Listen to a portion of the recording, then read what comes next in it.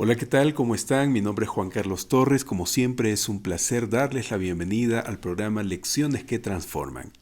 Hoy es viernes 28 de julio y hemos llegado al final de esta semana.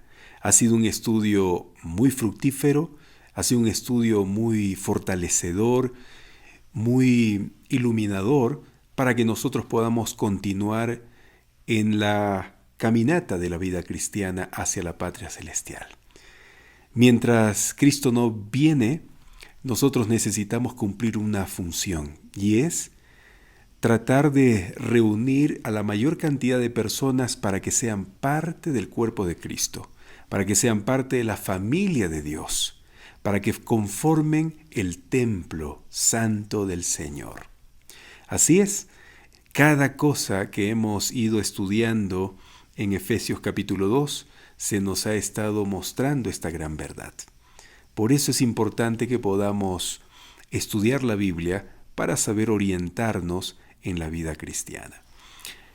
La parte que nos toca estudiar hoy se denomina para estudiar y meditar, los que tienen la guía de estudio.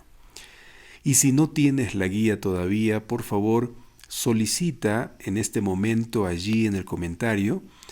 Esta guía yo te puedo enviar de manera virtual, para que no solamente mires o escuches, sino también tengas la guía en forma digital.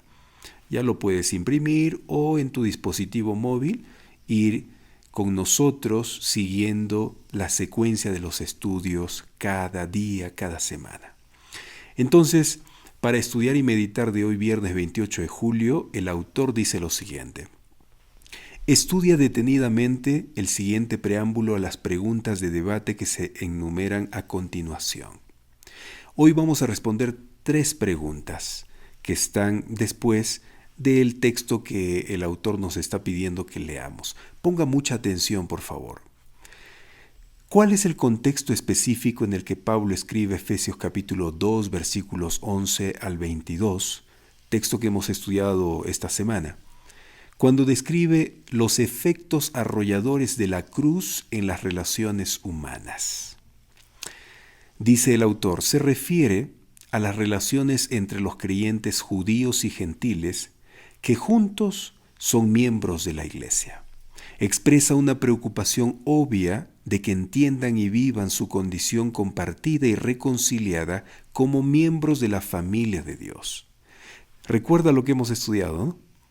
Que antes los judíos y los gentiles vivían separados por causa de barreras, de paredes que ellos mismos se habían levantado. Cada grupo había levantado barreras que impedían su unión, pero Cristo, al venir a morir en la cruz, derribó esas barreras, que consistían en leyes, en reglamentos que habían inventado ambos grupos. Sí, las leyes ceremoniales que Dios había establecido en el Antiguo Testamento no tenían el objetivo de levantar esas barreras, no, simplemente eran motivo para enseñanza de manera didáctica del plan de salvación. Por eso Dios había dado esas leyes ceremoniales. Sacrificar un cordero, ese cordero simbolizaba a Cristo. La sangre que era rociada simbolizaba también la sangre de Cristo. Todo lo que se hacía en el santuario, esos rituales, simbolizaban el plan de salvación. La circuncisión, de igual forma, simplemente era una señal de pertenencia del pueblo de Dios, pero no era para que ellos se sientan exclusivos, porque eran el pueblo de Dios y nadie más tenía que venir si no eran descendientes de Abraham. No, se dan cuenta, todo surgió, estas barreras surgieron en la mente humana pecaminosa, no en las leyes de Dios. Pero al morir Cristo en la cruz, todo se cumplió. Por lo tanto, esas barreras o esas leyes que ellos habían mal interpretado se cayeron, terminaron. La circuncisión ya no más, porque eso solamente era una simbología de pertenencia. ¿Qué más? El cordero sacrificado, ya no tenían que sacrificar, sino Cristo ya había muerto, el Cordero de Dios que quitaba o que quita el pecado del mundo. Entonces, por eso el autor menciona aquí que ahora eran miembros de la iglesia de Dios, judíos y gentiles. Eran miembros de la familia de Dios. Sin embargo, en el contexto general de la carta, Pablo demuestra un propósito amplio y de largo alcance. Su tema es el gran plan final de Dios para reunir las cosas en Cristo, y su alcance incluye toda la familia de los cielos y la tierra. Lo que estamos ahora viviendo, amigos, de seguir los consejos divinos de unidad, que vivamos entre nosotros amándonos, que vivamos entre nosotros ayudándonos, siendo parte del cuerpo de Cristo, es una antelación o es un anticipo de lo que Dios va a realizar cuando venga por segunda vez. Él formará una sola iglesia, sí, un solo pueblo, y los llevará al reino de los cielos y después les dará como herencia este planeta renovado. Qué maravilla saber eso, ¿no? Por lo tanto, Dios tiene un plan que todavía no termina. No termina. Ya cuando Cristo venga, no habrá pues 33,000 denominaciones religiosas, no habrán iglesias por aquí, por allá, con diferentes predicaciones, no, solamente una iglesia cuando Cristo venga. Ese es el plan, una sola familia con un solo Padre, porque Satanás será exterminado en su totalidad. Es importante señalar que la unidad de los miembros dentro de la iglesia en sí misma tiene un propósito más amplio que Pablo revela en Efesios 3:10. De paso, el capítulo 3 de Efesios lo estudiaremos la próxima semana. No se puede perder usted el estudio de este capítulo. Pero en Efesios capítulo 3, versículo 10 dice, para que la multiforme sabiduría de Dios sea ahora notificada por medio de la iglesia a los principados y las potestades de los cielos. Hay un deber que cumplir. Como hijos de Dios hay un deber que cumplir, ¿no? Por eso dice aquí, tiene que ser notificada por medio de la iglesia. El plan de salvación tiene que ser anunciada por la iglesia. La multiforme sabiduría de Dios, al crear una iglesia con judíos y gentiles, tiene que ser predicada. Al materializar la unidad que Cristo obtuvo en la cruz, los creyentes deben manifestar que el plan último de Dios para unir todas las cosas en Cristo está en marcha. Sí, amigos, pero recuerden, esa unidad debe estar basada en la palabra de Dios. Porque recuerden también, valga la redundancia, y porque repito siempre esta palabra, recuerden, porque nos olvidamos muchas veces. Sí, los trajines de este mundo, los afanes nos hacen olvidar. Por eso usted me va a escuchar siempre decir recuerde. ¿Qué es lo que tiene que recordar? Que Satanás también va a levantar una falsa unidad, un llamado para unirse, pero no en las enseñanzas bíblicas, no con base a las escrituras, sino con enseñanzas humanas, pensamientos humanos, planes, estrategias humanas que van a ir contra la palabra de Dios. Esa unidad es una unidad falsa. Cuidado con dejarse engañar. La unidad que se está hablando aquí a través de Efesios está hablando de una unidad en Cristo. Y cuando dice en Cristo, significa en su palabra. Mientras todos estemos de acuerdo a las enseñanzas bíblicas, entonces está correcto. Estamos por el camino indicado. Pero si por allá dice, vamos a unirnos todos, ¿sí?, para adorar a Dios en el día domingo, porque el día domingo será ahora el día del Señor. ¿Ustedes creen que esa es una correcta unidad? ¿Un llamado a la unidad verdadera? No, amigos, porque va en contra de la palabra de Dios. El día de reposo no es el día domingo, es el día sábado, según la Biblia. Pero si alguien se levanta, una iglesia o una autoridad del Estado, diciendo, ahora todos, de manera unida, vamos a ir a la iglesia el día domingo, todos, No importa qué nacionalidad, no importa qué raza, pero todos tenemos que ir. Y si no van, vamos a meterles presión. Eso no es una verdadera unidad. De eso no está hablando Pablo. Por eso tengamos mucho cuidado a qué unidad se está refiriendo el apóstol. Al reconciliar sus relaciones, resaltan el plan de Dios para un universo unificado en Cristo. En Cristo, ¿se dan cuenta? Un universo unificado en Cristo. En Cristo. Por lo tanto, es apropiado buscar en Efesios capítulo 2, versículos 11 al 22, en el contexto general de Efesios, los principios bíblicos relacionados con un tema trascendental en la actualidad. ¿Y cuál es el tema trascendental en la actualidad? El autor dice las relaciones entre grupos de personas o razas o etnias, también se le puede llamar. Entonces, este es el tema crucial que hoy tenemos que identificar ante las preguntas. Mire la primera pregunta que dice: ¿qué principios bíblicos sobre las relaciones étnicas se ofrecen en Efesios capítulo 2, versículos 11 al 22? Vamos a descubrir, ¿sí? Vamos a ir leyendo y usted va a ir identificando junto conmigo los principios sobre las relaciones étnicas. ¿En qué sentido el pasaje ofrece un enfoque distinto y cristocéntrico sobre la temática de cómo deben relacionarse los miembros de un grupo étnico con los miembros de otro grupo? Vamos entonces a leer Efesios capítulo 2, versículo 11. Comenzaremos leyendo, ¿ya?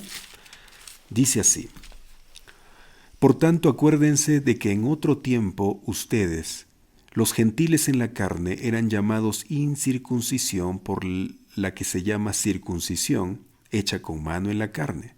Esto ya hemos estudiado, ¿no? En ese tiempo estaban sin Cristo, excluidos de la ciudadanía de Israel, ajenos a los pactos de la promesa, sin esperanza y sin Dios en el mundo. Pero ahora, fíjense, aquí está el primer principio.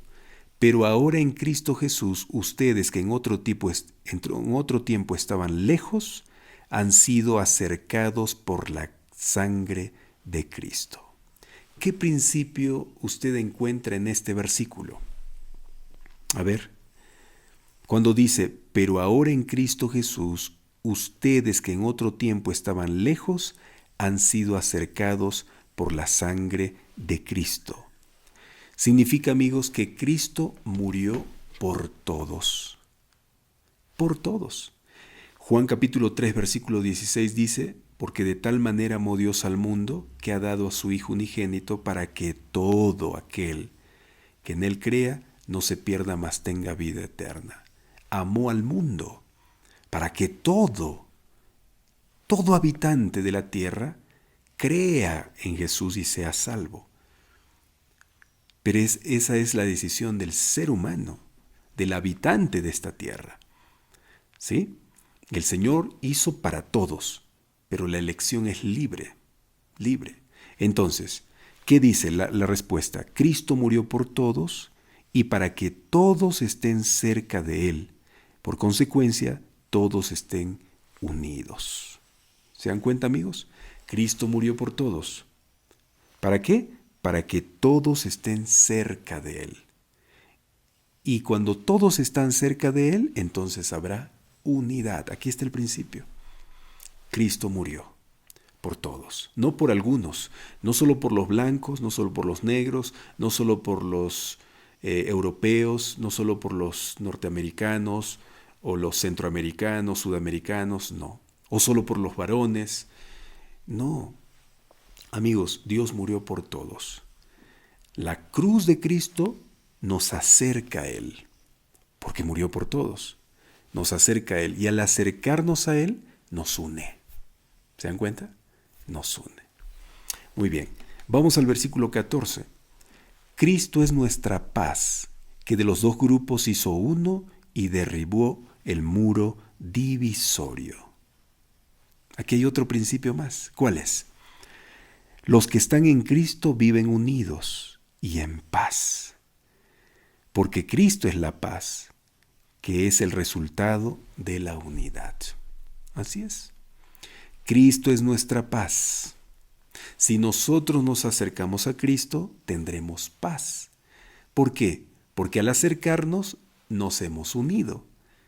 Si todos estamos unidos, entonces hay paz, ¿sí o no? Así es. Es otro principio más que encontramos aquí. Cristo es nuestra paz. ¿Dónde encontramos paz? En Cristo, la verdadera paz. Ahora leamos los versículos 15 al 18. Dice así: abolió en su carne las enemistades, la ley de los mandatos y ordenanzas, para crear en sí mismo de los dos un nuevo hombre, haciendo la paz y reconciliar con Dios a ambos en un solo cuerpo mediante la cruz, matando en ella la enemistad. Y vino y anunció la paz a ustedes que estaban lejos y a los que estaban cerca, porque por medio de él unos y otros tenemos acceso al Padre por un mismo Espíritu. ¿Qué principio usted encuentra en estos versículos que hemos leído? Desde el versículo 15 al 18. Bueno, los que están en Cristo tienen una nueva humanidad. Así dice el versículo 15, para crear en sí mismo de los dos un nuevo hombre. Un nuevo hombre, una nueva humanidad. ¿Y qué significa una nueva humanidad? Significa una nueva criatura. Una criatura transformada. Cuando la criatura es transformada, su pensamiento es transformado, su forma de relacionarse es transformada, su forma de ver a las personas es transformada. Ya esa persona no se cree más que el otro, no desprecia, no rechaza, nada de eso. Es una nueva criatura. ¿Se dan cuenta? Entonces, los que están en Cristo tienen una nueva humanidad, es decir, son nuevas criaturas, su forma de tratar y relacionarse es diferente, es con amor. Y ahora leamos los versículos 19 al 22. Así ustedes ya no son extraños ni forasteros, sino conciudadanos con los santos, miembros de la familia de Dios, edificados sobre el cimiento de los apóstoles y profetas, siendo Jesucristo mismo la piedra angular. En él todo el edificio bien coordinado va creciendo para ser un templo santo en el Señor. En él ustedes también son edificados juntos para la morada de Dios mediante el Espíritu. ¿Qué principio podemos sacar de acá? Amigos, los que están en Cristo son parte de la ciudadanía de los santos, son parte de la familia de Dios y son parte del templo santo. No hay discriminación. ¿Se dan cuenta? Entonces, ¿cuál era la pregunta? La pregunta, ¿qué principios bíblicos sobre las relaciones étnicas se ofrecen aquí en estos versículos que hemos leído? ¿En qué sentido el pasaje ofrece un enfoque distinto y cristocéntrico sobre la temática de cómo deben relacionarse los miembros de un grupo étnico con los miembros de otro grupo? ¿Cómo? Ya hemos visto, ¿no? 4 principios básicos hemos sacado. Habrá más, pero yo les comparto 4. El primero, Cristo murió por todos y para que todos estén cerca de Él y por consecuencia todos estén unidos. Segundo, los que están en Cristo viven unidos y en paz, porque Cristo es la paz, que es el resultado de la unidad. Tercero, los que están en Cristo tienen una nueva humanidad, es decir, son nuevas criaturas. Su forma de tratar y relacionarse es diferente, es con amor. Y cuarto lugar, los que están en Cristo son parte de la ciudadanía de los santos, de la familia de Dios y el templo santo. No hay discriminación. Ahí están, amigos, los principios que esta semana nosotros hemos estudiado para que podamos estar unidos, para que puedan llevarse bien los grupos de personas, tanto individualmente como iglesia también. Vamos a la segunda pregunta que aparece aquí. Dice, dado el plan de Dios para el futuro de la humanidad, ¿cuál era el plan de Dios para el futuro? Que todos estemos unidos, ¿no? Ese es el plan. ¿Cuán importante es para la iglesia ocuparse de sus propios problemas internos y de sus conflictos interraciales? ¿Hay o no hay conflictos dentro de la iglesia? Raciales, étnicos, ¿hay o no hay? Entonces aquí el autor nos está diciendo, tienen que dedicarse a arreglar esas situaciones. Deben ocuparse de sus propios problemas internos, de sus conflictos. ¿Y cómo lo hacemos? ¿Es importante? Sí, amigos, es importante. La respuesta es importante. La iglesia debe posibilitar, es decir, hacer todo lo posible que los muros de separación entre sus miembros, sean estos muros por etnia, estatus social, género, es decir, hombre y mujer, edad, conocimiento intelectual, etc., se derriben por y en Cristo. Amigos, aunque usted no crea, en la iglesia hay estos conflictos. Yo sé más que tú. Yo puedo dar mi opinión mejor que tú. En la iglesia hay personas que así se creen que saben más. Y usted no sabe. Yo estudié teología, yo tengo mucho tiempo en la iglesia, yo sé más que tú. Fíjese, esa es una barrera que estamos levantando. ¿Qué más? No, yo soy el hombre, yo soy aquí el hombre. Usted es la hermana, usted puede dedicarse a otra cosa. Yo soy el organizador, yo soy el líder, yo soy el que predico, yo soy el que salgo adelante. ¿Se dan cuenta?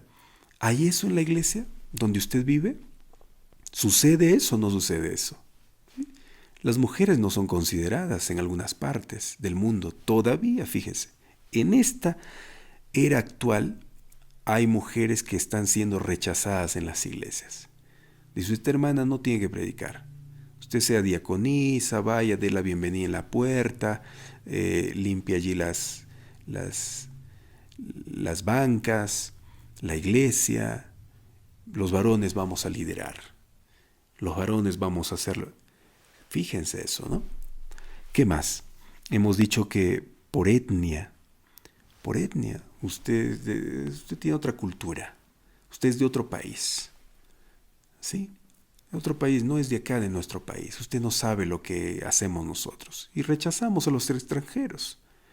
Estatus social también, otra barrera.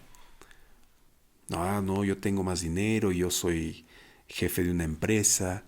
Y decimos a los hermanos, no, él que sea el líder porque él tiene dinero, él puede ayudar.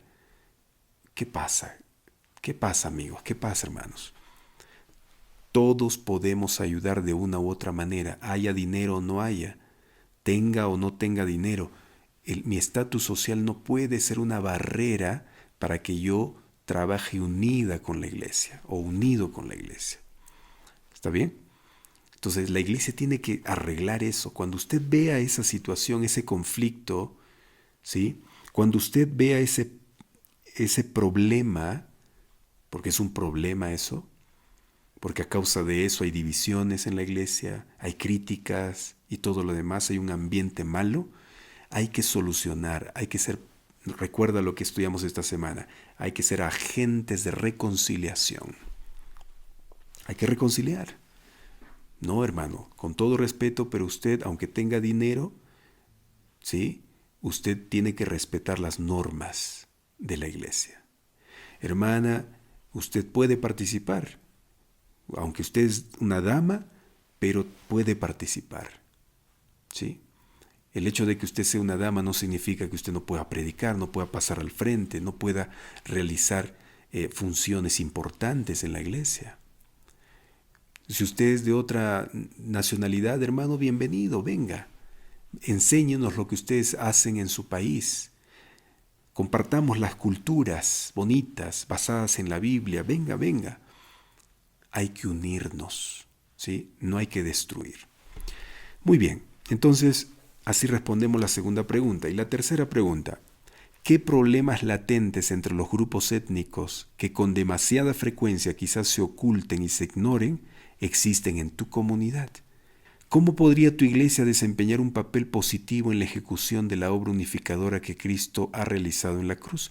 ¿Cómo podrías tú participar en esa obra? Entonces, empecemos. ¿Cuáles son los problemas de índole étnico en tu comunidad? Yo les comparto mi respuesta. En mi comunidad existen personas de diferentes nacionalidades o etnias. A causa de esta realidad han surgido básicamente conflictos en las áreas laboral, social y político. Sí, laboral. Los extranjeros vienen aquí y tratan de encontrar trabajo. Y por encontrar trabajo, muchas veces a ellos no les interesa que les paguen un poco menos que a los que son de la misma nación, del mismo país. Y entonces el que es del mismo país se enoja por eso con el extranjero y dice, este me está quitando el trabajo. ¿Por qué viene aquí a mi país? Hay conflictos, se han levantado. Por eso, aquí en mi comunidad al menos, no sé en la tuya. Aquí en Perú, he visto en Chile también cómo queman las cosas de los extranjeros que están por allí tratando de sobrevivir. Y en otros países más. Qué triste, ¿no? Es verdad que no todos los extranjeros son buenos. Sin embargo, no vamos a tratar a todos por igual tampoco, ¿no? O sea, en el sentido de no vamos a pensar que todos son iguales como esos delincuentes que vienen. Recuerda que en el mismo país donde estamos, yo soy peruano, hay muchos peruanos que son malos también. Entonces no somos santas palomas para decir los extranjeros han venido a dañar nuestro país, han venido a quitarnos el trabajo. No, cuidado con eso. Luego, problemas sociales también, corrupción, violencia y todo eso. Político igual. ¿Cómo podemos nosotros como iglesia tratar de sobrellevar esa situación?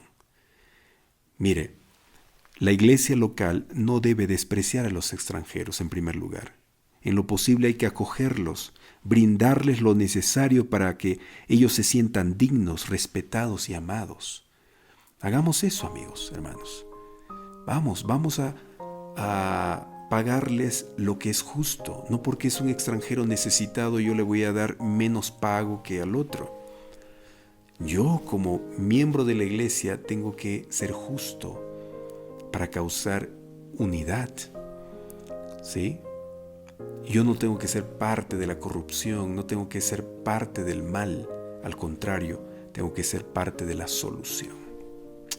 Así es. Entonces, hermanos, amigos, esto es lo que hemos estudiado hoy. Hemos respondido estas 3 preguntas. Yo espero que este diálogo breve te haya ayudado para también entender este punto de la lección. Es importante entonces cerrar de esta forma nuestro estudio de la semana. El objetivo principal de Dios es formar un solo cuerpo, una sola familia, un solo templo, cuando Cristo venga por segunda vez. Y así sucederá. Así va a suceder. Apocalipsis, si usted lee Apocalipsis, capítulo 21, usted va a encontrar eso. Mire, Apocalipsis capítulo 21. Y con este texto vamos a cerrar el estudio de hoy. Dice así: Entonces vi un cielo y una tierra nueva, porque el primer cielo y la primera tierra habían desaparecido y el mar ya no existía más. Y yo, Juan, vi la santa ciudad, la nueva Jerusalén, que descendía del cielo de Dios, engalanada como una novia para su esposo. Y oí en el cielo una voz del cielo que decía: El santuario de Dios estará con los hombres, Él habitará con ellos, y ellos serán su pueblo. Dios mismo estará con ellos y será su Dios. ¿Se dan cuenta? Un solo Dios, un solo pueblo, una sola ciudad, una sola nación, no diferentes países, diferentes razas, no, una sola. ¿Sí? No habrá más muerte, no habrá más llanto, no habrá más clamor ni dolor, porque las primeras cosas pasaron. Ese es el objetivo del Señor. Hacia allá está apuntando. Pero ya podemos ir viviendo ahora esto. ¿Sí? Sí, ¿de qué forma? Acercándonos a Cristo. Cuando nos acercamos a Cristo, nos vamos uniendo unos a otros. Y si estamos unidos, viene la paz. Claro. En la unidad no hay guerra, no hay división, no hay enemistad en la unidad. Pero recuerden que esta unidad es cristocéntrica, es decir, todo basado en Cristo. En Cristo. Que Dios te bendiga. Vamos a hacer una oración pidiéndole a Dios que interiorice lo que hemos aprendido esta semana. Vamos a orar. Querido Señor, gracias por tu palabra, gracias por enseñarnos y gracias por hacernos parte de tu familia, de tu iglesia, de tu templo. Queremos ser agentes, Señor, de esperanza, agentes de reconciliación, agentes de unidad, no de enemistad, no de separación, no de conflicto, de problema, sino todo lo contrario. Gracias por darnos esta oportunidad diariamente de estudiar tu palabra. Y hoy hemos cerrado respondiendo algunas preguntas aplicativas que van a servir a nuestra vida.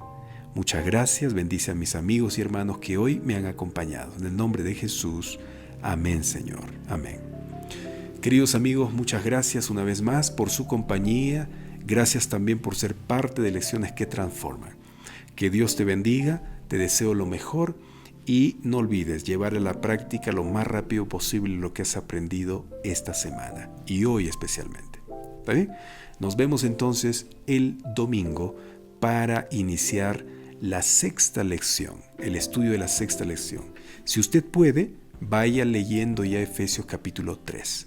Son capítulos muy cortos, así que usted lo puede leer rápidamente o releer también. ¿Sí? Entonces, Efesios capítulo 3 lea para que usted esté preparado ya para el estudio del día domingo, lunes, martes, miércoles, jueves y viernes. Fuerte abrazo, que tengas un feliz sábado, disfruta con tu familia y con el Señor. Hasta luego.